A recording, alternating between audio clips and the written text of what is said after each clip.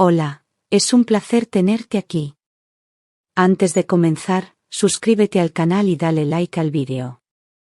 La risa se apagó en mis labios cuando vi el vestido de novia colgado en el espejo, reflejando no solo mi imagen emocionada, sino también el sueño que había tejido durante meses con cada detalle de esa boda que creía perfecta.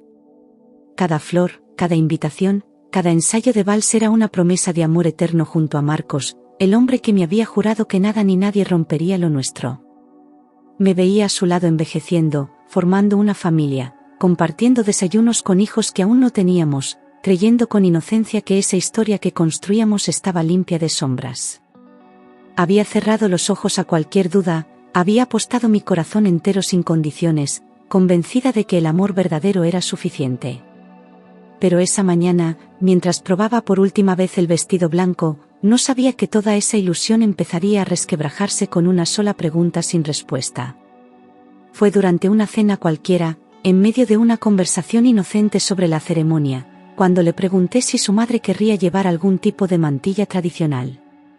Marcos se tensó al instante, bajó la mirada y se limitó a responder con un encogimiento de hombros tan ajeno que me dejó helada.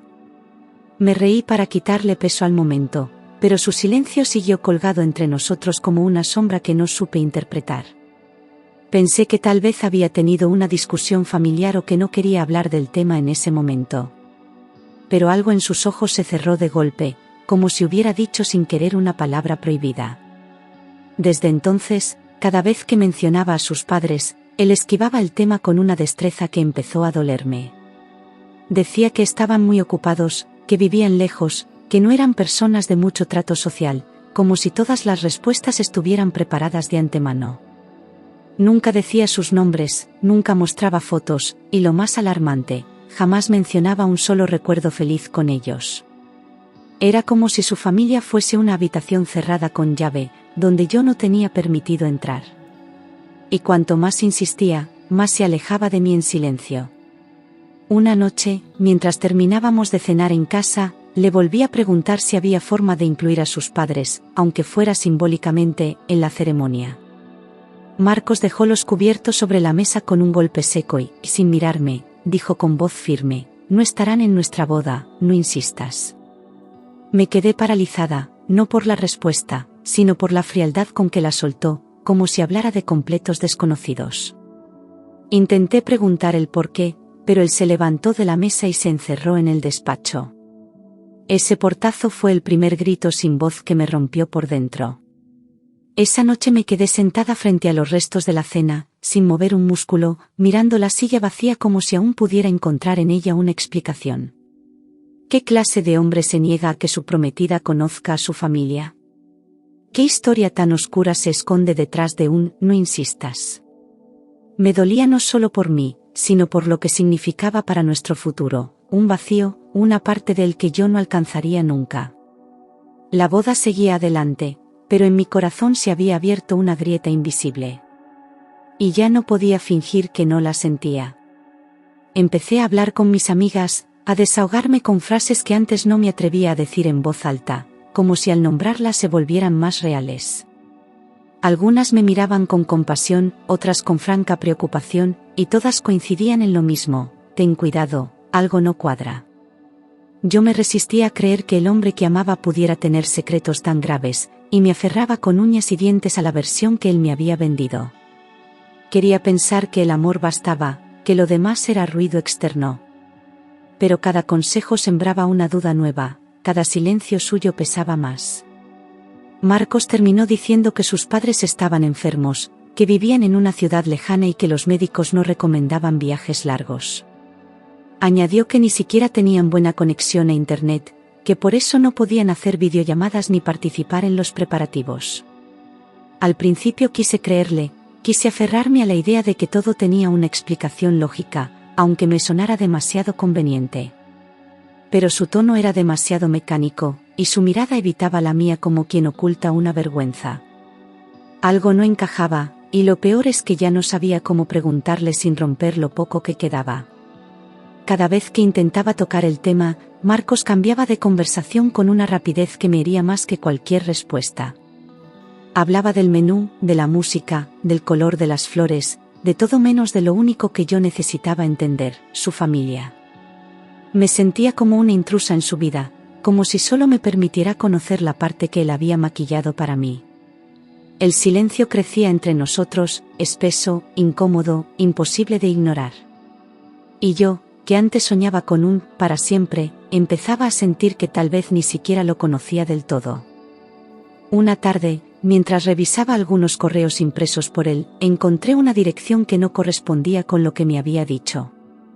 Marcos me había jurado que sus padres vivían en Zaragoza, pero esa dirección estaba en Madrid, en un barrio que conocía bien. El corazón se me aceleró como si hubiera cometido un crimen, pero la verdad brillaba en el papel con una claridad que no dejaba espacio para dudas. Me senté en el sofá, con las manos temblando y la mente en blanco, tratando de buscar una razón que justificara esa mentira. Pero por primera vez, la confianza empezó a derrumbarse como un castillo de arena. Guardé ese papel como si fuera una prueba secreta, una semilla que me taladraba por dentro cada vez que lo miraba sin que él lo supiera. ¿Qué clase de hombre miente sobre algo tan básico como la ciudad donde viven sus padres? ¿Qué más podría estar ocultándome? La boda se acercaba, pero mis certezas se alejaban, y cada gesto suyo comenzaba a parecerme ensayado. Ya no podía dormir bien, soñaba con pasados que no conocía, con nombres que nunca me dijo. Y aunque aún lo amaba, algo dentro de mí se estaba rompiendo sin remedio. Una noche, mientras él dormía profundamente a mi lado, me levanté en silencio y fui hasta su despacho con el corazón a punto de estallar. Sabía que lo que estaba haciendo era cruzar una línea, pero también sabía que no podía seguir adelante con tantos vacíos en el alma. Si no confiaba en él lo suficiente como para preguntarle cara a cara, entonces debía buscar respuestas por mi cuenta. Era arriesgado, sí, pero necesitaba la verdad, aunque doliera. Porque ya no quería casarme con un extraño. Busqué entre los cajones, entre carpetas de trabajo, facturas y sobres viejos, hasta que encontré una hoja arrugada con una dirección escrita a mano: calle Valencia, 18, tercero derecha, Madrid. Era la misma que había visto antes en el correo impreso, lo que confirmaba que no era un error ni una coincidencia. Mi pulso se disparó al imaginarme allí, frente a la puerta de sus padres, escuchando verdades que Marcos me había negado. Dudé durante unos segundos, pero el impulso fue más fuerte que el miedo. Sabía que una vez cruzara esa línea, no habría vuelta atrás. Salí de casa temprano, con una excusa torpe y una ansiedad que me quemaba el pecho, mientras el tren hacia Madrid avanzaba como si me llevara directamente al corazón del misterio. Cada parada era un golpe de realidad, una pregunta sin responder que me sacudía por dentro. No sabía qué me iba a encontrar, ni si estaba preparada para escuchar lo que nunca se me había dicho. Llevaba años confiando en Marcos, creyendo que lo conocía de verdad, pero algo me decía que estaba a punto de descubrir a otro hombre. Uno que nunca había querido mostrarme quién era en realidad. Cuando llegué a la dirección, me encontré con un edificio antiguo, de esos con buzones oxidados, ventanas rotas y un portero automático que no funcionaba. Las paredes estaban cubiertas de grafitis y la fachada tenía un aire de abandono que contrastaba con todo lo que Marcos decía sobre su infancia normal. Subí lentamente las escaleras, sintiendo como cada peldaño me acercaba más a una verdad que ya intuía amarga. Ese lugar no hablaba de una familia enferma ni ausente, sino de algo mucho más roto. Algo que se había querido enterrar bajo años de silencio. Frente a la puerta del tercero derecha, me quedé inmóvil durante un minuto eterno, con la mano alzada sin atreverme a llamar. Imaginé todos los escenarios posibles: que nadie me abriera, que me echaran, que me mintieran otra vez, que dijeran algo que cambiara todo para siempre. El corazón me retumbaba en los oídos y las piernas me temblaban como si mi cuerpo supiera antes que yo lo que estaba por suceder. Estuve a punto de darme la vuelta, de correr escaleras abajo y fingir que nunca estuve allí. Pero algo me obligó a quedarme, la necesidad de saber. Una voz femenina rompió el silencio desde la escalera de enfrente: ¿vienes por la familia de Marcos? Me giré sobresaltada y vi a una mujer mayor, con bata de estar por casa y una expresión de curiosidad contenida en el rostro. No supe qué responder, el simple hecho de que alguien reconociera su nombre ya me dejó sin aliento. Asentí con la cabeza, incapaz de articular palabra, mientras ella bajaba lentamente un escalón y me miraba como si supiera mucho más de lo que decía. Ese nombre, dicho en voz alta por otra persona, fue como una alarma que no podía ignorar. Al escuchar a la vecina mencionar a Marcos, un escalofrío me recorrió la espalda, como si una parte de mí hubiera esperado siempre ese momento, aunque no supiera exactamente por qué. La mujer bajó la voz y se acercó, con esa familiaridad que solo nace del dolor compartido o del escándalo conocido por todos. Me preguntó si era su pareja, y cuando le dije que estaba a punto de casarme con él, soltó un suspiro largo, casi de lástima. Me miró con una mezcla de advertencia y compasión que me erizó la piel. Su silencio posterior decía más que cualquier palabra. En este edificio nadie confía en ellos, murmuró la vecina, sin apartar los ojos de mí, como si quisiera asegurarse de que entendiera el peso de lo que estaba diciendo.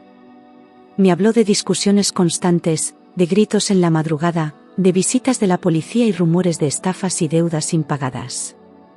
Yo escuchaba en silencio, con la garganta cerrada, sintiendo que cada frase derribaba un poco más la imagen que tenía del hombre al que amaba. Ya no era solo una mentira aislada, era una historia entera escondida. Y yo estaba justo en el centro de ella, sin haberlo sospechado. La vecina continuó, casi como si llevara años esperando a que alguien viniera a escucharla, contando cómo los padres de Marcos habían tenido problemas con todos los vecinos del bloque. Mencionó peleas por dinero, acusaciones de robos menores, deudas con prestamistas, e incluso amenazas cruzadas. No sabía qué parte era cierta y cuál exagerada, pero la insistencia de la mujer y su tono sincero me helaron el alma. No era una familia discreta o distante, era una familia rota, con un pasado que él había intentado borrar. Y ahora, todo ese pasado estaba llamando a mi puerta. De pronto, mientras la vecina seguía hablando, la puerta del piso se abrió de golpe con un estruendo que me hizo dar un salto hacia atrás. Un hombre apareció en el umbral, alto, demacrado, con la ropa desordenada y una mirada vidriosa que no dejaba lugar a dudas. Sabía perfectamente quién era yo. Nos observó con un gesto entre la furia y el desprecio, como si mi sola presencia fuera una ofensa. No dijo ni una palabra al principio, solo se apoyó en el marco de la puerta, respirando con dificultad. Y yo, paralizada, comprendí que aquel era el padre de Marcos. Tenía las manos temblorosas, la barba descuidada y una mirada dura que hablaba de años de rabia contenida y alcohol barato. «Así que tú eres la ingenua que va a casarse con mi hijo», soltó con una risa amarga que me perforó el pecho. Sentí que el mundo se detenía, que todo lo que creía saber se desmoronaba frente a mí, sin compasión.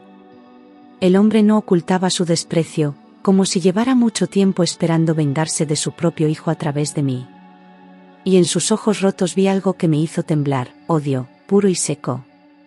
Nada más dar un paso hacia el interior, me golpeó un olor espeso, penetrante, mezcla de tabaco rancio, licor barato y algo más que no supe identificar, pero que hablaba de abandono. La sala estaba en penumbra, con muebles desordenados, botellas vacías por el suelo y cortinas que nunca se habían abierto. El padre de Marcos volvió a reír, esta vez con un tono aún más amargo, como si su miseria le diera derecho a burlarse de mí. Sentí arcadas, no solo por el ambiente, sino por la imagen que se me desmoronaba en la mente. Ese lugar era un espejo roto de la verdad que él nunca quiso mostrarme. «Así que tú eres la ingenua», repitió el hombre, caminando hacia mí con pasos lentos, arrastrando los pies como quien carga con demasiados años de odio. Me señaló con un dedo torcido por el tiempo y murmuró que su hijo siempre había sido un cobarde, un manipulador, un ladrón disfrazado de buen chico. Quise interrumpirle, defender a Marcos, pero algo en su voz, seca, cargada de resentimiento, me hizo quedarme callada.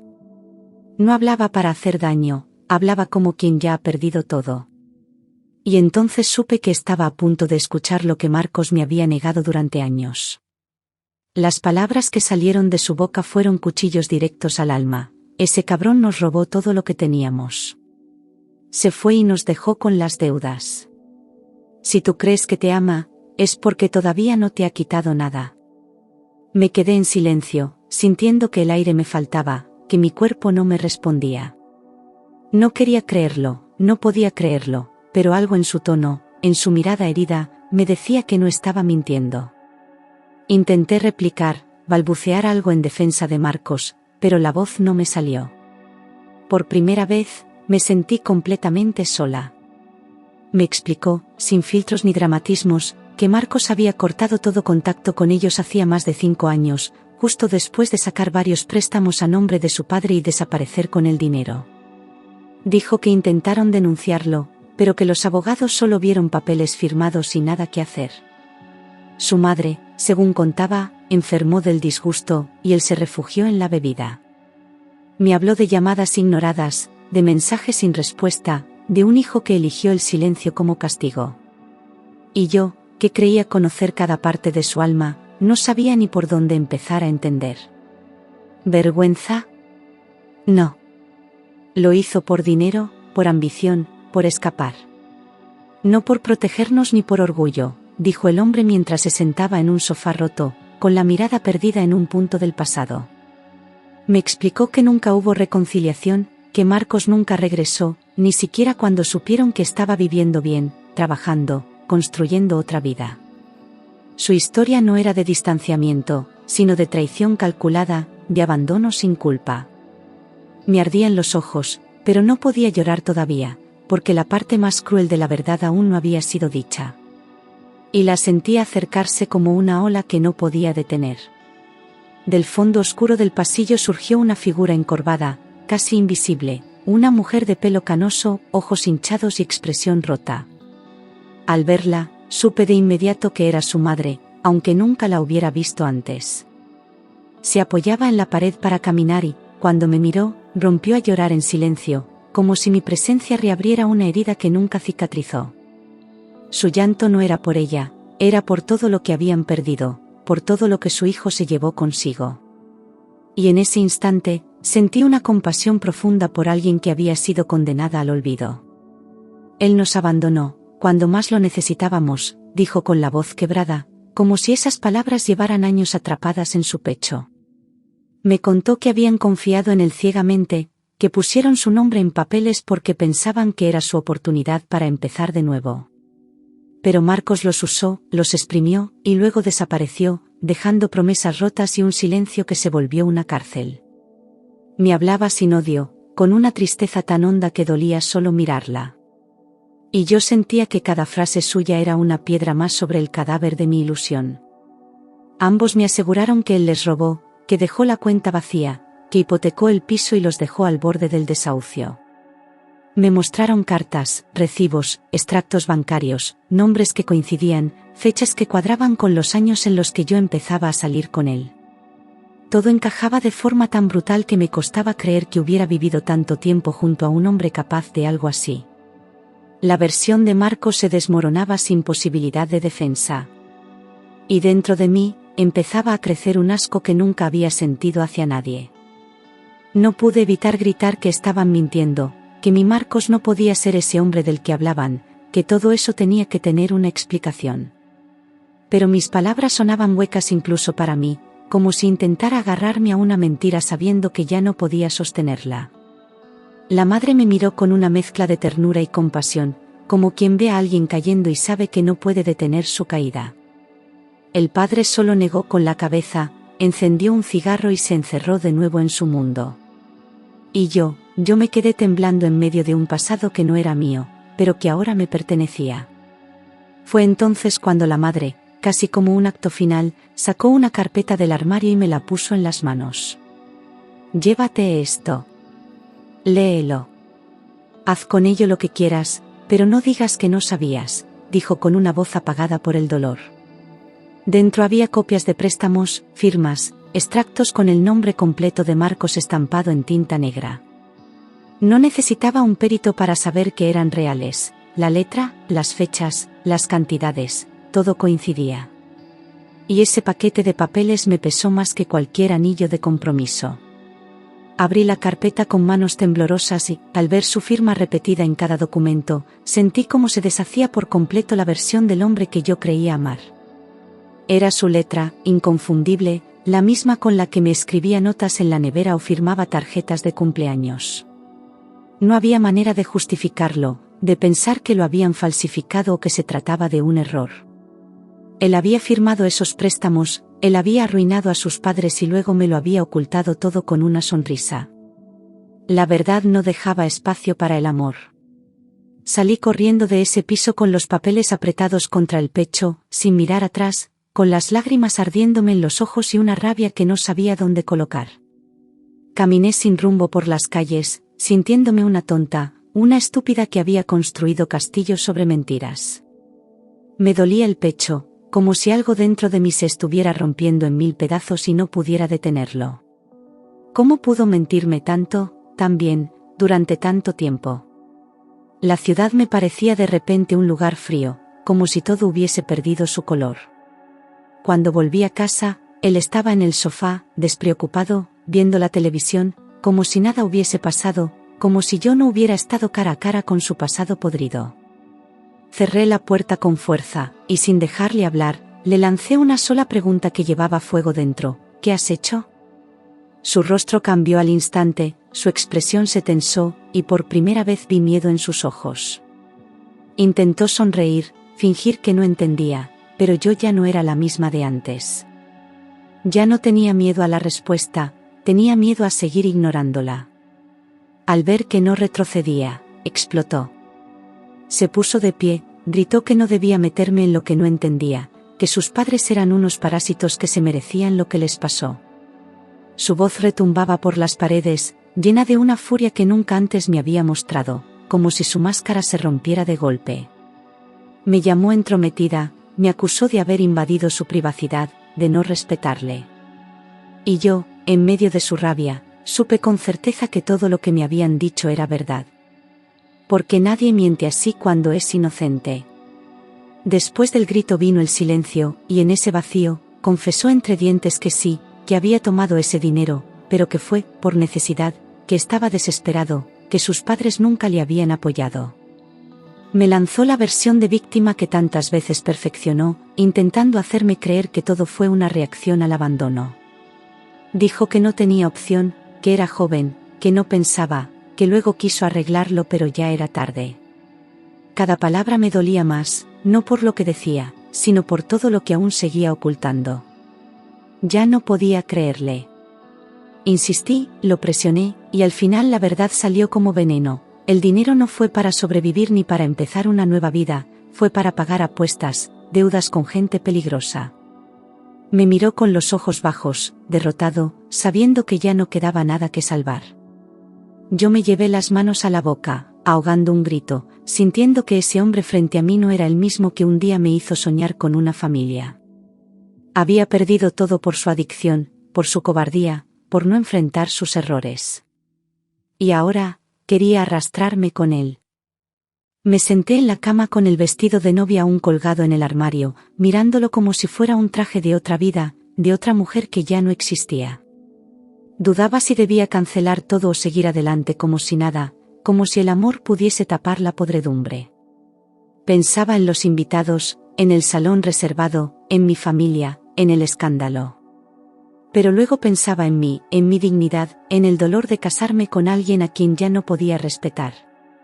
Y en ese momento, supe que estaba frente a una elección que marcaría mi vida.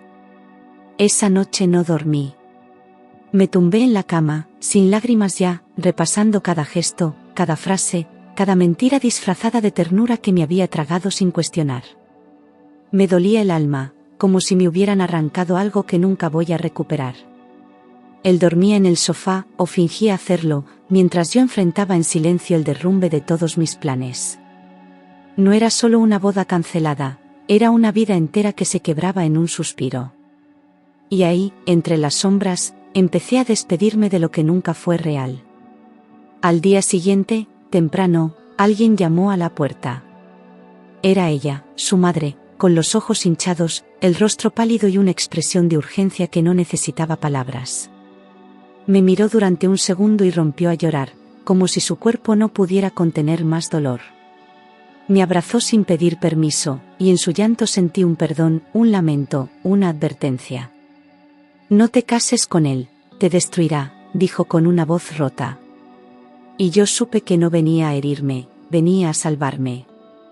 Se sentó conmigo en la cocina, sin dejar de temblar, y me contó que Marcos no era solo una herida suya, sino una amenaza constante para cualquiera que se acercara a él. Me dijo que lo había visto manipular, mentir, robar, prometer con ternura y después traicionar sin pestañear. Que la adicción seguía viva, que las deudas no habían terminado, y que el día que yo le dijera sí, empezaría una cárcel sin barrotes. Me lo suplicó de verdad, no por ella, sino por mí. Huye mientras puedas, me dijo. Y por primera vez, yo lo escuché de verdad. Después de que su madre se marchó, me quedé sola en la cocina, mirando la taza de café que ni siquiera había tocado, con la mente dividida entre el amor que aún sentía y el miedo que me invadía.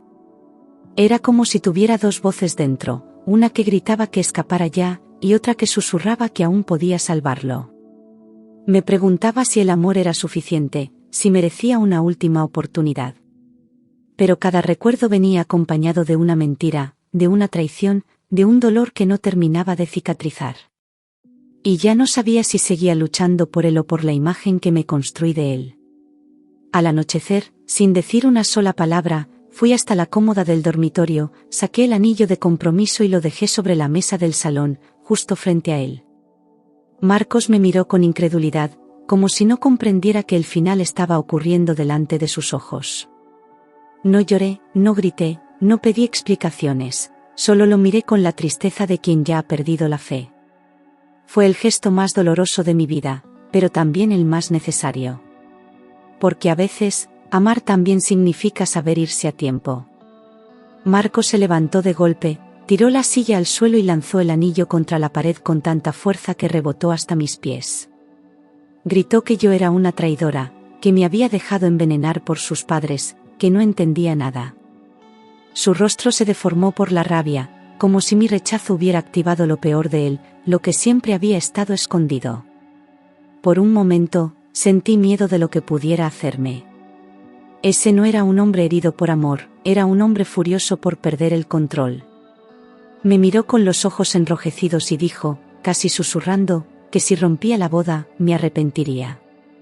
No lo dijo gritando, no lo dijo llorando, lo dijo con una calma que me heló la sangre. Era una amenaza disfrazada de advertencia, como si quisiera dejar claro que él no iba a dejar que me alejara tan fácilmente. Me quedé paralizada unos segundos, intentando procesar lo que acababa de escuchar. Y entonces supe que no solo debía dejarle, debía desaparecer de su vida. Esa misma noche, hice una maleta con lo imprescindible y me fui a casa de mi hermana, sin avisar a nadie, sin mirar atrás. Temblaba, no por el frío, sino por la sensación de estar escapando de alguien que ya no conocía. No quise contestar sus llamadas, ni sus mensajes, ni leer lo que pudiera enviarme. Cerré la puerta de la habitación y me acurruqué en la cama, intentando respirar sin llorar. Por primera vez en mucho tiempo, me sentía a salvo, pero no libre. Pasaron los días, pero su sombra no desapareció. Lo vi aparcado frente al edificio, dentro de su coche, con las luces apagadas, observando desde lejos. A veces subía al portal y dejaba notas bajo la puerta, con frases que no sabía si eran súplicas o amenazas disfrazadas de amor.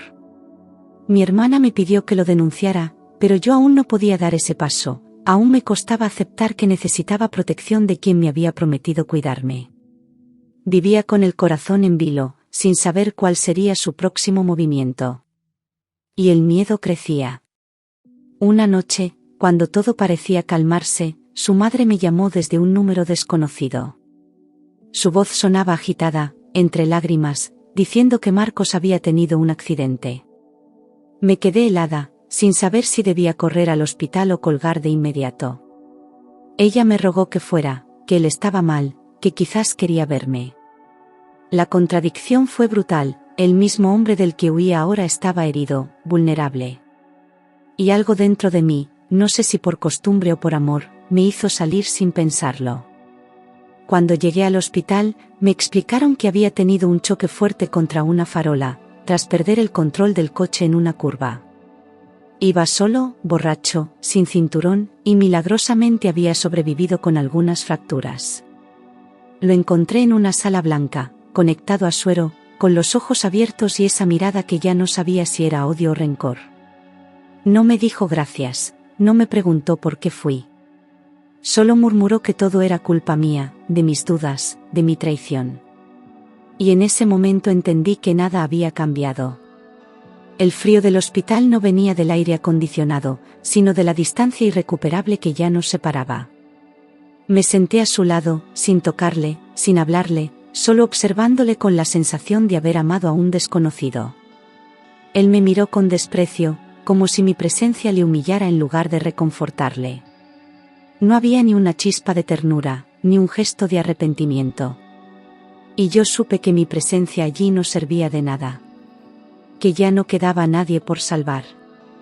Antes de que me marchara, me lanzó una última frase cargada de veneno: todo esto es culpa de mis padres, y tuya por darles la razón. Incluso desde la cama de un hospital, con huesos rotos y la vida pendiendo de un hilo, seguía negando su responsabilidad. No pidió perdón, no confesó más verdades, solo buscó a quien culpar. Me levanté, sin rabia, sin dolor, solo con un vacío inmenso en el pecho. Y en la puerta, al girarme por última vez, supe que ya no volvería a verle igual nunca más. Salí del hospital sin mirar atrás, con la certeza dolorosa de que no podía salvar a alguien que no quería cambiar. Había entregado todo: amor, paciencia, confianza, incluso mi dignidad, y él lo había aplastado bajo sus mentiras. Me dolía reconocerlo, pero Marcos estaba perdido, no por un accidente, sino por años de decisiones egoístas. Quererle ya no era suficiente, seguir con él era una condena. Y por primera vez, elegí salvarme a mí misma. Llamé al salón de eventos, al florista, al fotógrafo, a cada invitado, uno por uno, con la voz firme y el corazón encogido. Expliqué lo necesario, sin dar detalles, solo diciendo que la boda no se celebraría. Algunos no entendieron, otros preguntaron, pero nadie necesitaba saberlo todo. Lo importante era que ya no habría vestido blanco, ni votos, ni promesas vacías. Solo quedaba el eco de un sí, que jamás iba a pronunciar. Las noticias corrieron rápido: que si lo había dejado plantado, que si había descubierto una infidelidad, que si estaba loca. Recibí miradas inquisitivas, comentarios maliciosos, mensajes disfrazados de preocupación que solo buscaban morbo. Nadie sabía la verdad, pero todos opinaban como si la supieran. Me sentí juzgada, expuesta, como si además del dolor tuviera que cargar con la vergüenza pública. Pero aún así, no me arrepentí. El primer día sin anillo, sin fecha de boda, sin él, fue extraño, pero respiré. Respiré como hacía tiempo no lo hacía, con los pulmones llenos y el pecho más liviano, como si el dolor diera paso al alivio. Aún dolía, claro, pero también sentía que algo dentro de mí se despertaba. Me miré al espejo y ya no vi una víctima, vi a una mujer que sobrevivió. Y esa sensación, por mínima que fuera, era mía. Volví a mi trabajo, retomé proyectos abandonados, salí con amigas que había descuidado y recuperé espacios que ya no recordaba que me pertenecían. Redescubrí mi voz, mi risa, mi silencio sin miedo. Cada día dolía un poco menos, cada paso era una victoria secreta. No era fácil, pero era real. Y por fin, caminaba hacia adelante. A veces lo veía desde lejos, en una esquina, saliendo de una farmacia, sentado solo en un banco. Siempre con la mirada perdida, más delgado, más viejo, como si el tiempo le pesara distinto. Nunca se acercó, nunca volvió a buscarme de frente, pero su presencia seguía ahí, como un recuerdo que no terminaba de irse. Ya no me paralizaba, pero tampoco me dejaba indiferente. Era la prueba viviente de lo que escapé a tiempo. Nunca volví a verle con amor. Solo con una tristeza serena, con una compasión que no pedía explicaciones. No podía perdonarle, no por orgullo, sino porque el daño fue demasiado profundo, demasiado consciente. Él eligió cada mentira, cada silencio, cada herida. Yo elegí sobrevivir. Y en esa distancia, cada uno quedó donde debía estar. Aprendí que el amor no basta, que sin verdad, la entrega se vuelve una trampa. Que a veces el enemigo duerme a tu lado, disfrazado de caricia, prometiéndote futuros que nunca llegarán. Aprendí a escuchar mi intuición, a no justificar lo injustificable, a no tapar el dolor con excusas. Fue una lección cruel, sí. Pero fue la que me salvó. Un día cualquiera, su madre volvió a aparecer, esta vez más tranquila, más fuerte, con una luz apagada pero firme en la mirada. Me dio las gracias. Dijo que no solo me había salvado a mí, sino que también le había abierto los ojos a ella. Que necesitaba que alguien le mostrara el fondo para poder subir a la superficie. Nos abrazamos, no como cómplices del dolor, sino como sobrevivientes. No lo dije en voz alta, pero lo sentí con cada latido. Nunca más volvería a cerrar los ojos ante una señal. Nunca más permitiría que el amor me cegara al punto de perderme a mí misma. Me prometí respetar mis intuiciones, mis límites, mi historia. No por miedo, sino por amor propio. Porque después de tanto, al fin entendí que quererme era mi única obligación. Un año después, me desperté con el sol entrando por la ventana, sin alarmas, sin sobresaltos, sin nadie a mi lado que me apagara la luz del alma. Preparé café, abrí las ventanas y puse música, sintiendo que por fin ese espacio era mío, sin miedo, sin sombras. Volví a escribir, a bailar por el pasillo, a mirar el futuro con ilusión. No necesitaba un nuevo amor, ni una redención externa, me bastaba conmigo. Porque entendí que a veces el verdadero final feliz es empezar sola, pero en paz. Encontré en un cajón una carta que había empezado a escribirle tras su accidente, llena de rabia, dolor y preguntas que ya no necesitaban respuesta. La leí una vez más, con la serenidad de quien ya no espera justicia, solo descanso. No la terminé, no la envié, la rompí en silencio. Porque entendí que cerrar una herida no requiere explicaciones, sino decisiones firmes. Y la mía ya estaba tomada. Me fui sola a Lisboa, ciudad que siempre soñé conocer pero que había postergado por amor. Caminé por sus calles sin mapas, me perdí entre azulejos, me reencontré en cada puesta de sol. Nadie me preguntó por mi pasado, nadie me juzgó por lo que no fue. Y en ese silencio nuevo, sin preguntas, me sentí por fin libre. Era mi vida, mi historia, mi segundo comienzo. En un curso de escritura conocí a Clara, una mujer fuerte, divertida y con heridas propias que llevaba con orgullo. Hablamos durante horas de todo y de nada, sin máscaras, sin miedo a rompernos. Ella no me salvó, pero me acompañó, y a veces eso es más valioso. Juntas reímos de nuestras tragedias pasadas como quien ya no les teme. Y por primera vez, me sentí acompañada sin condiciones.